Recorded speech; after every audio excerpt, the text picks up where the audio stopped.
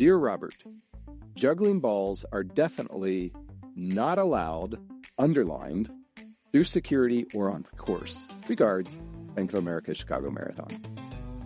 I responded to that email and I said, does that include fruit?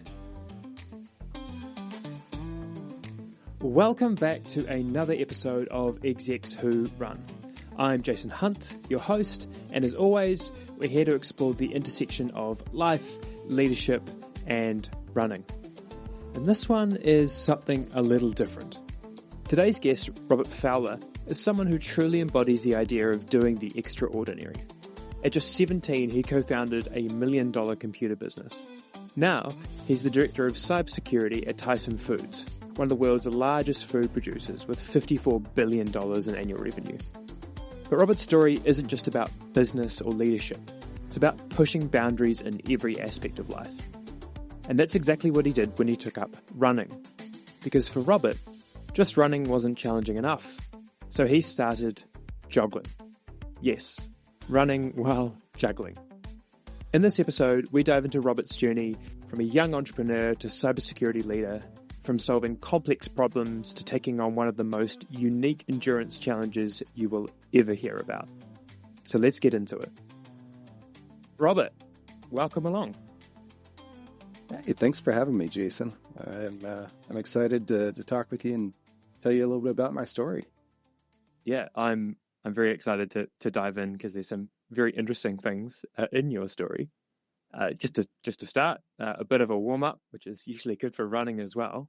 And given this podcast is about running, what was your last run? Tell me your last little run, where you were, what you were doing, what was on your mind, what was going on? My last run was yesterday. There's a gym right next to where I work, and so they've got a treadmill, and it's actually the longest run I've done in a while. I did 6 miles. By the end of the day, I was feeling it, but I'm feeling pretty good today. I was thinking, man, maybe I can go do another longer run this weekend. For those listening in my part of the world, Australia and New Zealand, 6 miles, about 10K. Probably all know that, but we'll forgive Robert for his incorrect system of measurement. No, he's joining us from America if you hadn't figured that out already. And why was it your longest run for a while? What's been going on with your running more broadly? Yeah, I think life gets busy. Most of my time that I have for running is usually during my lunch hour. And, the weather here right now, I'm not going to do the Celsius conversion for you, sorry. But Fahrenheit was 13 degrees this morning. So, I tend to do a lot of running indoors and what's available in my lunch break. And it seems like people always want to book meetings during lunch. I don't know what's with that, but I think that's when everybody has availability. Perfect time for a meeting. A bit rude, really. Just, I guess if you're out running, you can't turn up to those meetings. Perfect. That's right. So I think everybody that hears this podcast, give it a thumbs up if you agree not to book meetings during the lunch hour. Hopefully everybody agrees with that, and hopefully they get some good engagement on the podcast. All right. Well, I kind of want to dive into your early career to start with. So take me back to when you're like 16, 17, and you were starting to think about what you wanted to do with your life. Oh, man, by the time I was 16 or 17, I had already been working for 3 years. So, I mean, the story for me starts at 10. Whenever I was 10, I've still got the book. And so those that are viewing the video can see it. But I read this MS-DOS book at 10, cover to cover. My mom had a PC, and so I've always loved technology. And I had a technology job. Starting at 14, I got a work permit. I did that for about 3.5 years. But then at 17, we had a new owner, took over the computer store. And, I thought, hey, I've been doing this for a while. It's like, I don't know. I didn't quite like the restrictions. So me and a partner, we went across town and we started our own business with an excellent name, Byte Size Computers, BYTE, of course. Perfect. And what was Byte Size Computers? What were you doing? And actually, maybe for context, what era was this in terms of where technology was at the time? Yeah, so this was the mid to late 90s. And so you think about probably 1997 timeframe. A PC at that time cost anywhere probably from $1,500 to $3,000. The internet wasn't really a thing. Most people downloaded drivers and things like that for PCs off bulletin boards over dial-up. Networks were a thing. And so that meant for a lot of my customers, it was small businesses that needed to network their computers, or the majority of it at that time came from schools. There was a lot of funding in the United States that was going to computer lab. And so they were bidding out these computer labs in large chunks at a time for schools all across America. But I was based in Arkansas. And so this business that you set up, what were you guys doing for that? So it was basically building the computers, selling them, servicing them, service calls. I learned a lot of things. One of the earliest things I remember is we had an insurance agency, and they called, and it was one of the first calls we got. So it's like, all right, this is the first paid gig we got. And it was just, hey, the computer wouldn't turn on. And so I go out there, and I crawl under the desk, and I look, and somebody's kicked the power switch. So what I did is I flipped the power switch, and then it booted up. And of course, they felt like, yeah, I'm an idiot or whatever, which, that sort of thing happens. And that's where I made a really big mistake. I gave them the bill for the service call. If I had to go do that over again, I wouldn't have charged them. And, I would have had a customer for life. There's things like that I learned along the way. One of the things that I also didn't learn very well is profit margins. In the first year, we did about $1 million worth of sales and service. However, the profit margin was minuscule, which meant I was working 60, 70-hour weeks. And it was pretty much for pennies. I wasn't making a lot of money, just barely covering expenses, which is kind of what you'd expect from a startup. But it was definitely a rough year.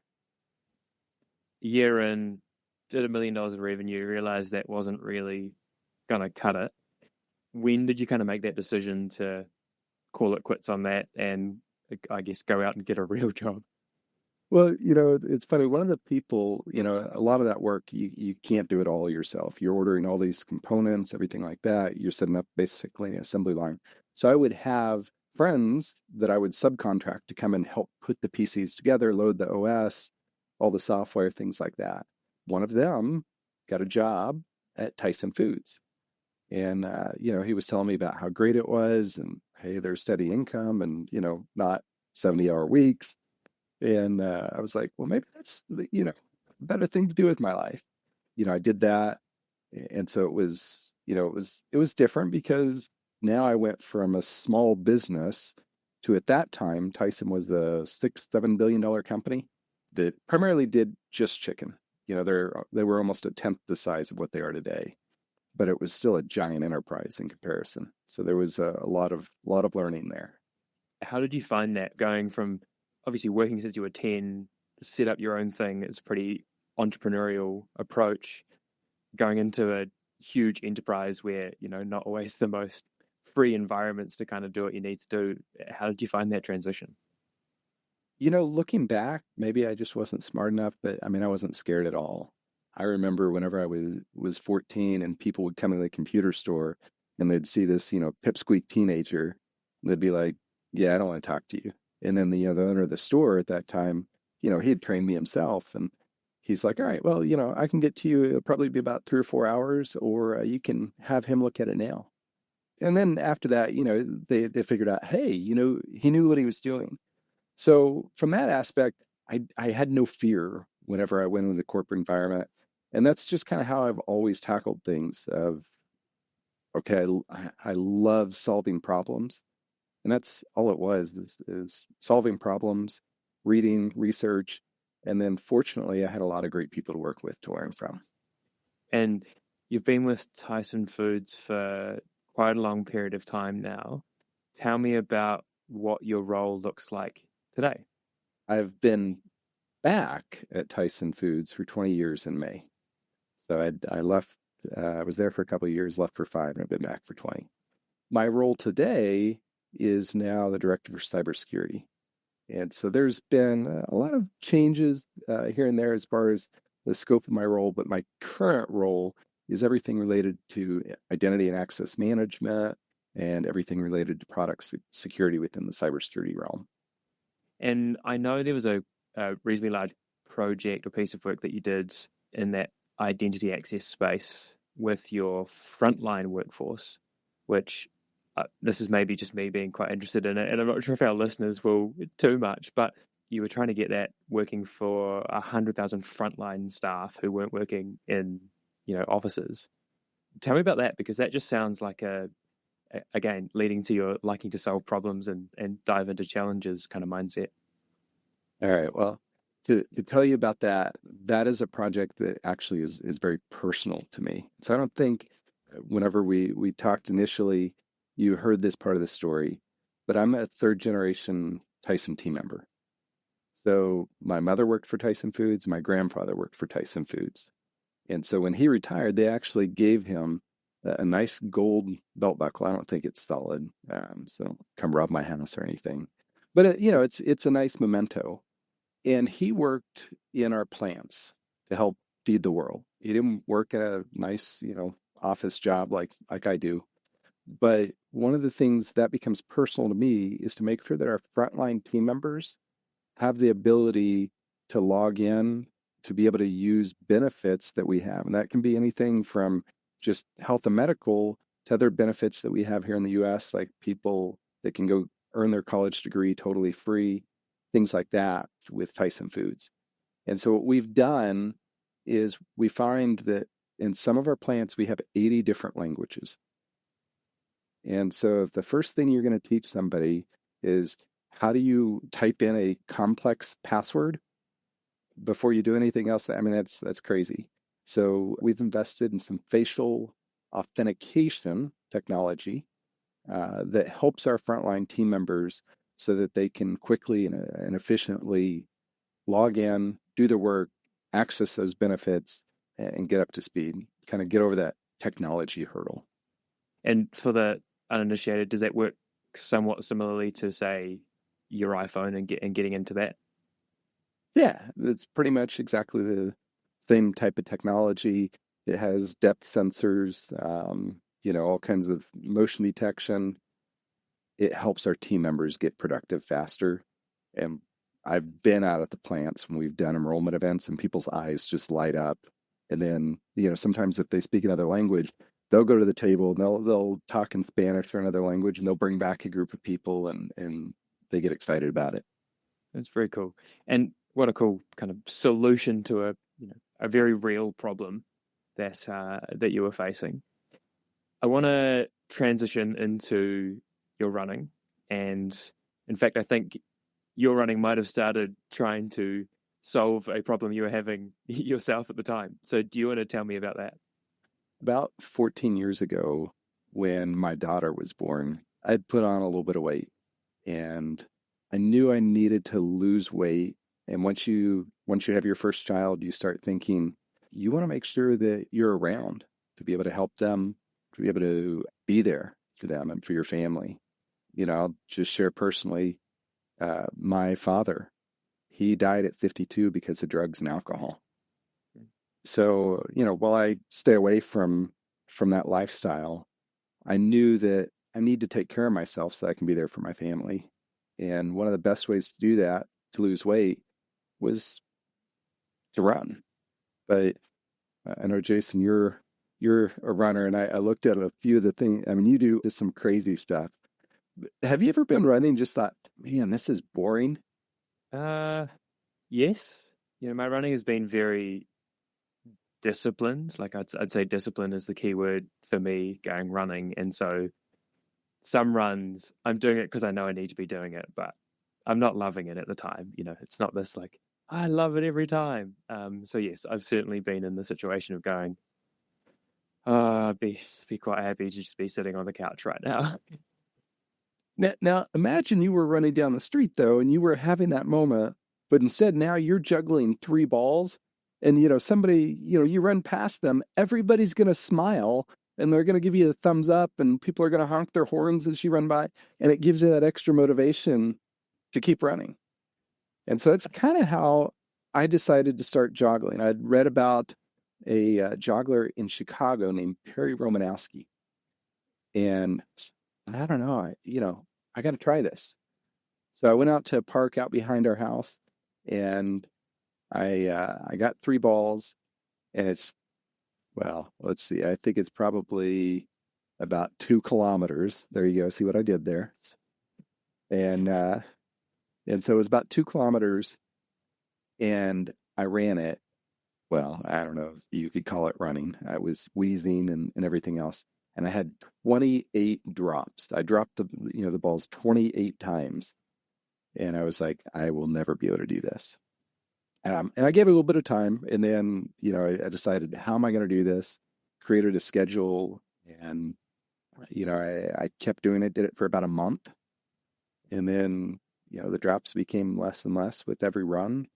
The breathing became easier and easier. And I've been joggling ever since. Like in my head, I can't really fathom what that would be like. I did a little bit of juggling, or tried to. I was not very good. I remember my drama teacher at high school tried to get us juggling, and I was just horrendous. And so to even try and put them into perspective doesn't make any sense to me. In kind of researching for this, I went and had a look at kind of what some of the world record times for joggling is or are, and it's wild. So I don't know if you can call a 100-meter sprint and juggling joggling, because you're sprinting. I've got it up in front of me. The world record for 100 meters for joggling is 11.68 seconds, right? Usain Bolt at 9.58 seconds. So 2 seconds slower, and Owen Morse is his name, is juggling three balls whilst sprinting. I don't think Usain Bolt could do a time that fast whilst juggling. It's wild. Like, if I just go down and put some other into perspective, 16:34 for 5,000 meters. If you can run under 20 minutes, you're a pretty good runner. If you're running under 15 minutes, you're a very good runner. 16:34 whilst juggling just blows my mind. Marathon time is 2:50. Like, if you can run a Michael sub 3 hour Capral, right? marathon. Yeah, Michael Yeah, Capral. Mike. Indeed, the Canadian. Like, if you can I run think he under, did it while chewing gum too. of course he did, because you needed some more coordination in there. 250 is wild. This is insane to me. Why did you decide that this was a good idea? First of all, you make it sound like everybody in the world does it. And what I tell people is, I'm rare, but not unique. I remember, have you ever taken any of the, I think it's the Franklin Covey training, and there's the 5 choices? No.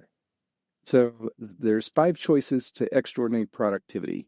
And I remember it was about that time, I think choice number 2 was go for the extraordinary. And it was talking about building goals. And if you build a goal that's, I'm going to do 100 things or whatever that is, great. But wouldn't it be extraordinary to do 500? How do you do more in it? And I remember it showed this little picture of like 5 little ants all carrying a little piece of food, and this one ant carrying this giant strawberry 10 times its size. And so that's what I think of whenever it comes to goals. So yeah, I mean, it is extraordinary once you start doing it. This is just between me and you, but whenever it comes to joggling, running's the hard part. Well, it's not between me and you, because hopefully there's a bunch of people listening to this. And Okay. I think they're all going to appreciate that, probably mostly as runners. I don't know if maybe some jogglers will end up listening to this. They'll also understand that running is the hard part. But you still have to put them together. Like, talk to me about the thinking through the coordination or the rhythm, that, like, the logistics of actually juggling while you're running. If you think about whenever you run, your arms are swinging back and forth in a pattern with your legs. Well, if you take that same pattern, you can time your throws with the balls at the exact same time. And so what you find, Like you talked about the people that did the sprints in really short time. What you have to do is now you take your pattern and you make it very small and compact. So think of a little triangle right there, and you move your arms in, and you tend to start juggling right there. Whenever you're running at a slower pace, your arms are spread out a little bit more, and of course, they run slower. But definitely running sprints is much more challenging. You have a much higher likelihood of having a drop whenever you're doing that. Have you But tried to do much sprinting? yeah, so years ago, whenever I was training for my marathon, I was doing a training plan called First, and one of the sets of runs every week was just sprints. So, most of those sprints were they were either, sorry, an eighth or a quarter of a mile. Um, well, not the kilometers, sorry, but 200 or 400 meters. Yeah. there you go. Um, but every single run I've done in the last 14 years, I've done while juggling, and that included those sprints. And there's some things that make it more challenging. Definitely, whenever you're running, you're doing the sprints. And then there was a Fayetteville, kind of like a dam that runs across that I used to run those sprints on because it was exactly 400 meters. And the wind would blow off to the side. And so you'd actually have to adjust your pattern to account for the wind blowing as you were juggling and doing those sprints. It still kind of blows my mind. Like I talked to you a few weeks ago where we were setting this up, and every time I think about it, I'm like, what the hell? This is wild, but very cool at the same time. I want to get to your build up for the marathon, but maybe it's kind of works within that. What do people think when they see you or when they talk to you? Like, I know what I think when I was talking to you about it the first time. I'm sure some of my listeners will have the same kind of thoughts, but tell me about your experience with other people seeing you do this as you're training. Yes, I mean it's all across the board. I remember once there was somebody on the sideline, and he saw me coming and saw my name on the shirt, and he's like, "Here comes Robert, making it harder than it has to be." My wife absolutely loves that, by the way. But you have some people where I've had some really great conversations. I mean, as best as you can whenever you're running in a race, but some really good conversations with people. People are curious, and most of the time you're looking for connection. Well, how do I talk to somebody? Well, that's a pretty easy thing to go up and ask somebody. It was Wednesday, I think, this week. Or no, it was Tuesday. Whenever I went running at the gym on the treadmill, whenever I went to get off, person next to me, they just peppered me with questions, and then I turn around, there's somebody waiting behind me, and he's like, "Hey, I see you here all the time. My son wants to get into juggling. What advice do you have?" And such it allows for human connection. It allows for that conversation to start. My wife, she used to make little signs, her and her sister, and it was like joggle fast, joggle hard, joggle on. Whenever my daughter, one of the first races she went to, they made a little sign that said, "My daddy's the joggler." So it makes people smile. Yeah, I can imagine it would. At the gym, what do people like? Because that in my mind is one of the craziest ones. Like walking into a gym and there's this guy on the treadmill juggling. Like you must get some strange looks in there. Well, I mean, I've been going there long enough that a lot of people know me, but sometimes you can tell there's somebody new. I was a few weeks ago, I'm sitting there, and actually what I do is because once you start joggling after the first month, you're not looking at the pattern, you're not looking at your hands, you're looking ahead of you. So now I'll put my phone up there, put my headphones in, and I'll watch Netflix while I'm running. So I'm there on the treadmill, I'm joggling, and then kind of something catches out of the corner of my eye, and I'm kind of looking over, and somebody's got their phone, and they're like doing this number, trying to act all casual because they're going to go home and be like, "You'll never believe what I saw at the gym today." Well, you wouldn't, right? Like I came home and be like, so I saw this guy juggling on the treadmill today. Like, sure, all right, we'll digress. We're digressing a little bit. Tell me about building up to running a marathon whilst doing this. It was one of those things that after I started doing it, and I was thinking of those extraordinary goals, and I thought, wouldn't that be cool if I could run a marathon? But it's also one of those things that just running a marathon by itself seemed unattainable for somebody who had just started running. And so I knew about the Chicago Marathon. I think it was probably about a year and a half in the future. And, I'd started running, reading some books, and I thought, maybe I can do this. I'm going to start doing a series of road races, start doing, some 5Ks. My first 5K was about 30 minutes. And then I started getting a little bit faster. Did a 10K, did that in about 52 minutes, worked up to half marathon, did that an hour and 52 minutes. I was like, all right, if I can do that, then I'm gonna do the Chicago Marathon.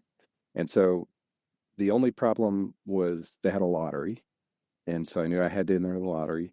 Fortunately, I got in, but it took a lot of training. I mean, you know that you don't just go run a marathon on a whim. You So definitely I don't go had joggle a marathon on a whim. exactly.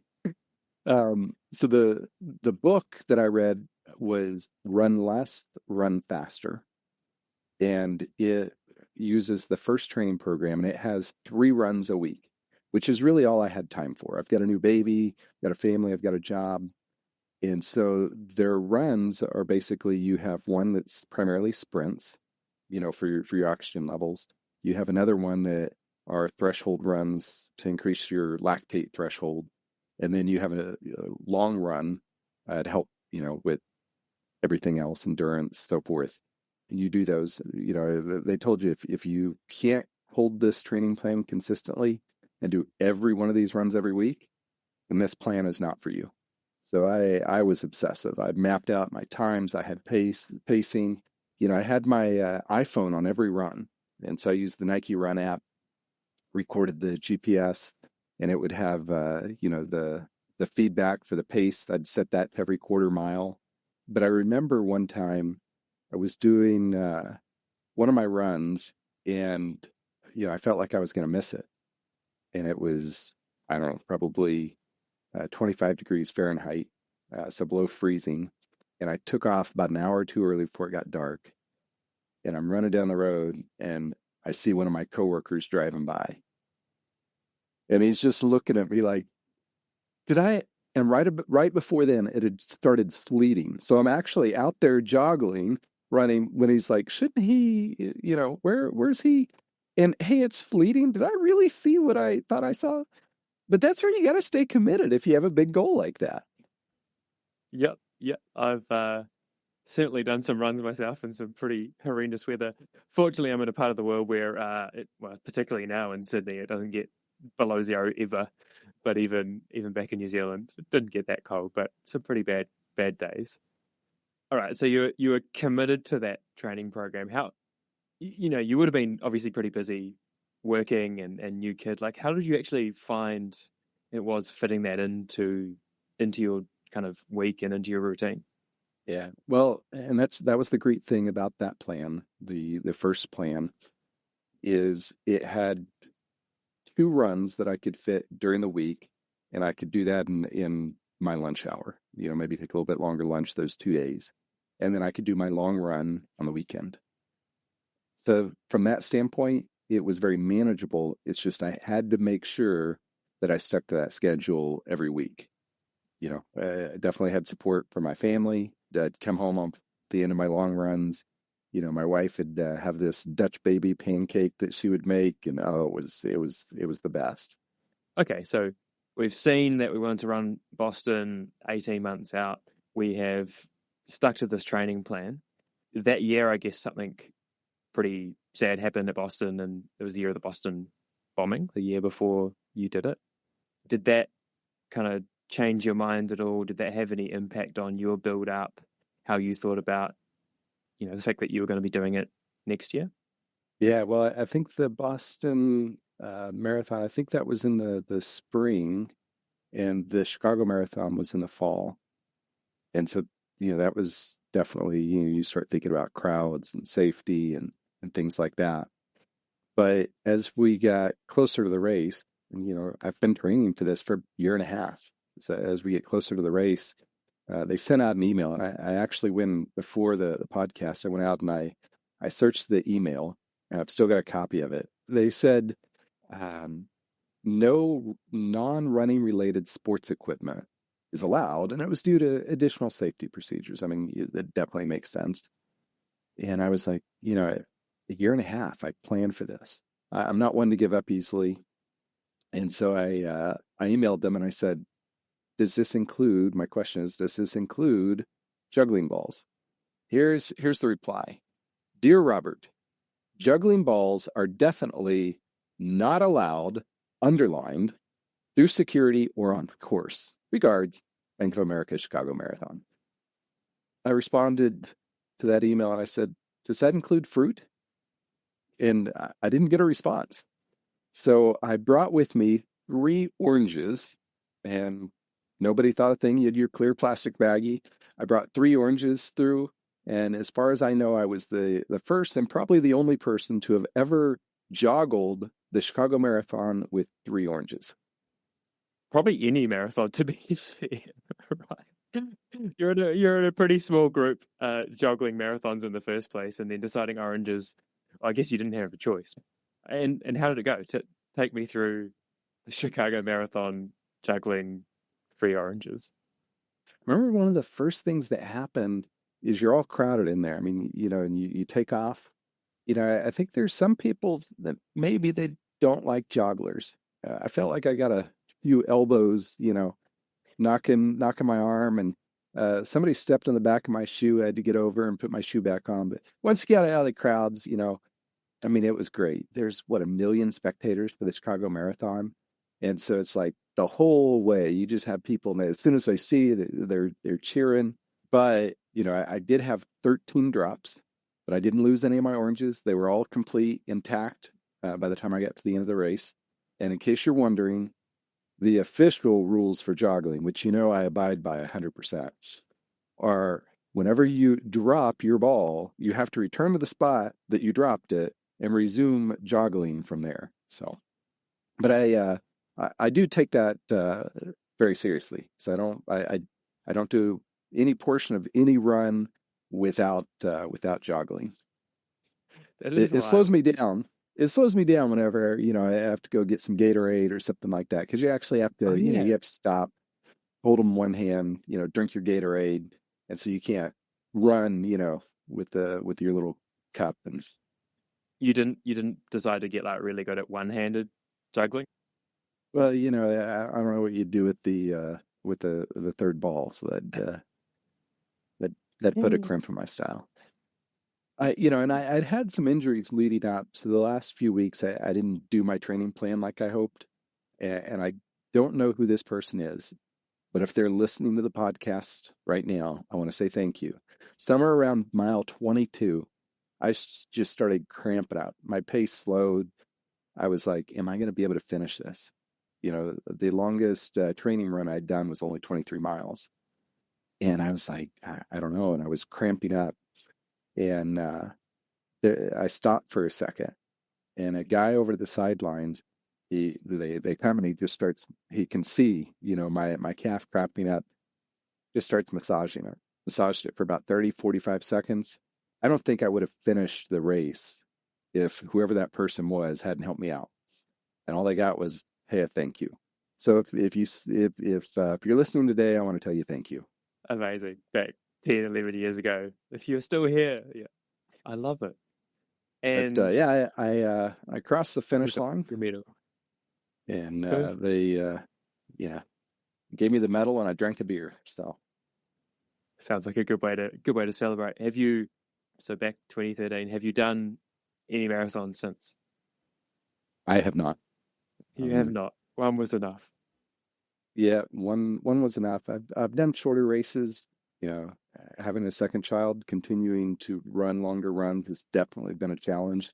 I was going back and looking at my Nike Plus app, and it can show you how many miles per year and everything. And 2019 was definitely, a better year, but 2016, I stopped running at all.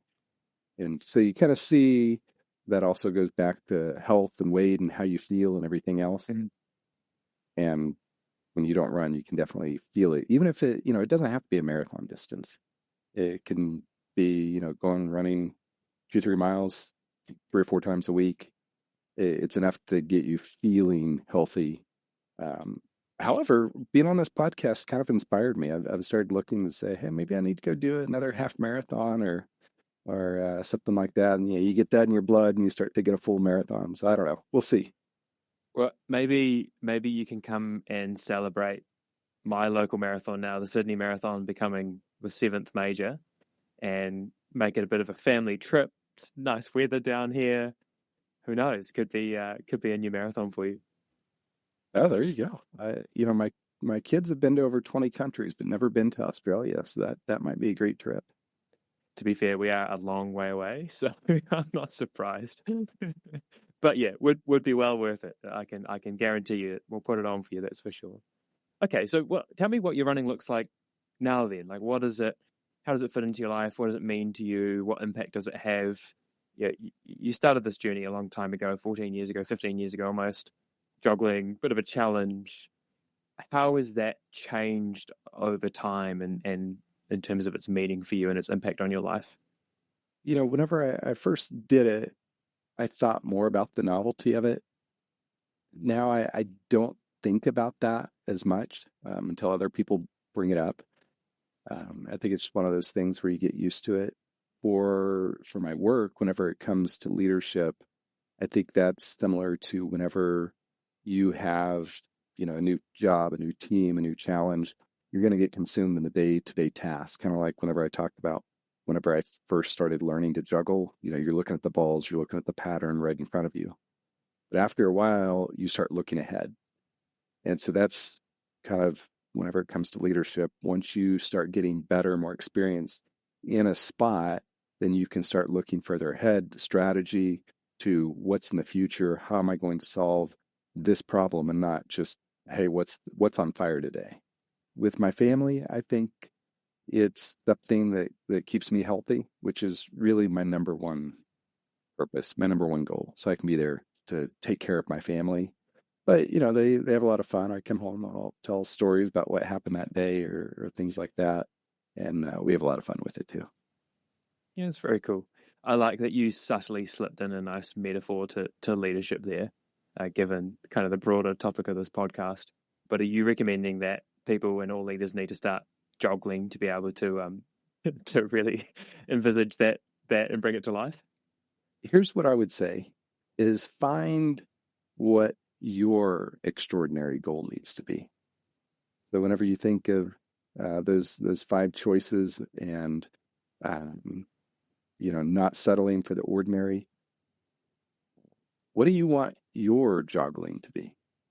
Take what you know. I already knew how to juggle. I learned that, taught myself whenever I was 12. I just never combined it with something else I knew, and I didn't give up. And so find what that is for you. I mean, I've read about people that do swoggling, What? swimming, swimming plus juggling. So they lay on their back. There's people that have, yeah. I read Pause. about another guy. He's done a triathlon. There's people that have done it either juggling on a unicycle or just riding a bike and juggling two balls for the biking portion. So, I mean, it doesn't have to be juggling, but find what's you, find what's extraordinary, find what makes people smile and something that'll help you to stick to it. Yeah. Okay.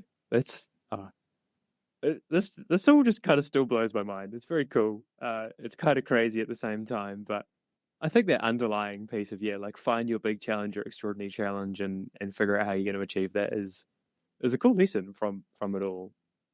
Well, we're getting nearer to the end, and something that we do here is we pass along some questions from guest to guest. So my previous guests will get given a question from the previous guest to answer, and then they'll have to come up with one to share for the next guest. So the question that my last guest left is, if someone was just interested in starting their own running journey, we'll focus on running, although maybe joggling, what advice would you give them for starting out?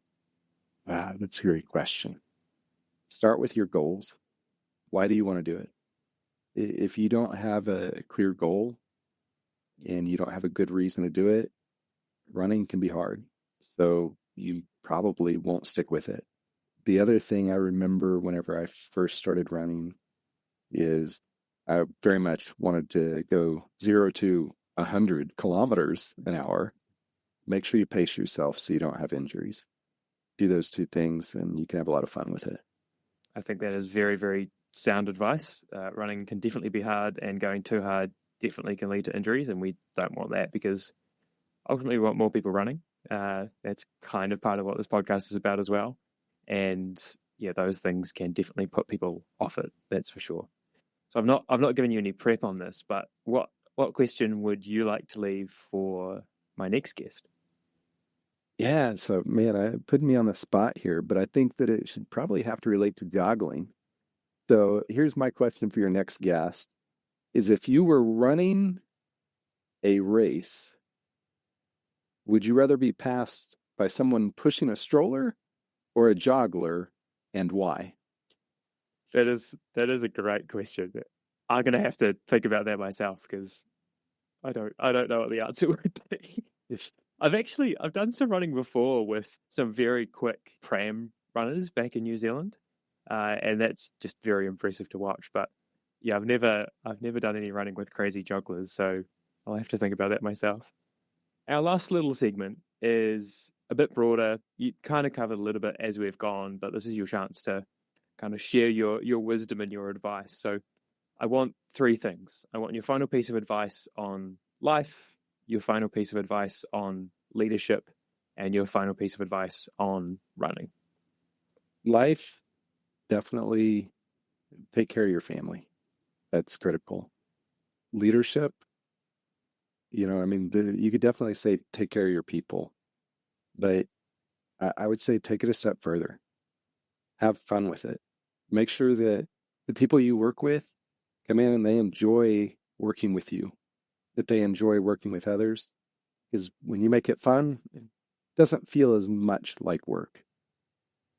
And the third area, as far as running, is I think set goals for yourself. And sometimes you can set a big goal, but it's like anything. You have to set smaller, tiny goals that can help you lead to that. So it's great to set that big, ostentatious goal, but figure out what those micro goals are that will lead you there. And then you can have a lot of fun along the way. I like that. I like all of that, and I think goal setting is a good theme to have. Life, leadership, and running. To be fair, isn't it? I think you can make all of those things a lot easier by having some clarity and breaking it down to small pieces. So that's nice. That's nice. Well, thank you very much for coming on today. Genuinely been a pleasure and very, very interesting and entertaining to kind of hear about your journey and your joggling in particular. Is there anything that we haven't covered that you'd like to talk about, or some insights that you want to share? Well, there's just one other thing, Jason. You kind of seem skeptical up to this point. Do you think you're ready to go try joggling? Oh my goodness. How long do you think it would take me to learn how to juggle properly in the first place? Because I think that's probably the biggest barrier that I would have, right? So spend do the Duolingo method. Spend 3 to 5 minutes a day for a month. At the end of the month, you'll be juggling good enough to be able to attempt joggling. You know, I might give it a go. Maybe we'll leave it up to the listeners to to see how much they want to pressure me into doing some juggling. And And then you can give your regular feedback on each podcast about how that's going, right? yeah, people don't want to know about my actual running at all. They just want to know about how my juggling progress is coming along. Maybe I will. Maybe it kind of sounds like something entertaining to give a crack. So I'll keep you posted, or you'll have to keep harassing me to make sure I'm actually doing it. All right. Well, thank you very much for coming on. As I said, it's been an absolute pleasure. Amazing insights, amazing kind of stories to get from you. So yeah, thank you very much for your time. Yeah, thanks so much, Jason. I've had a blast. I appreciate you having me on. And that's a wrap on another episode of Execs Who Run.